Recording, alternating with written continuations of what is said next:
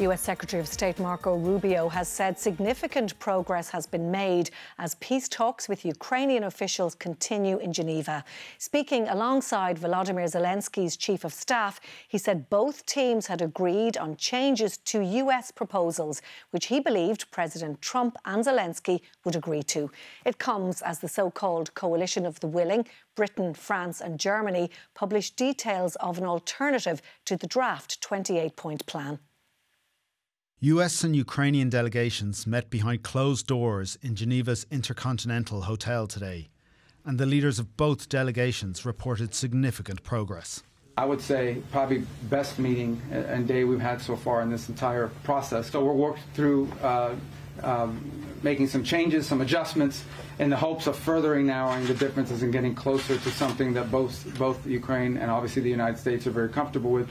The positive news was unexpected, as during the meeting, President Trump took to social media saying the Ukrainian leadership had shown no gratitude for US efforts.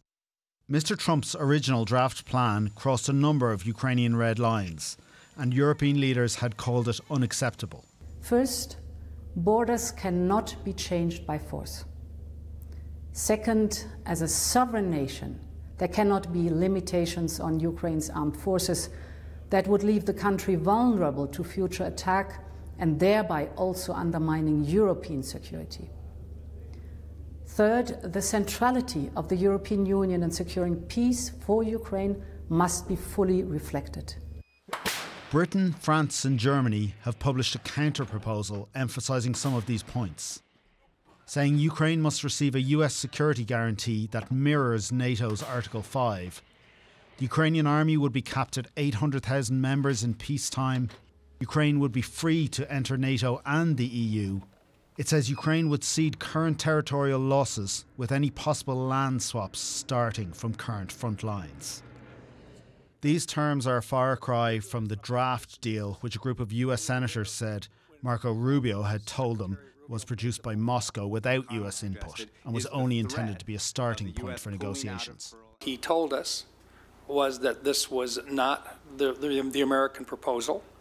This was a proposal which was received by someone who has identified and they believe to be representing Russia.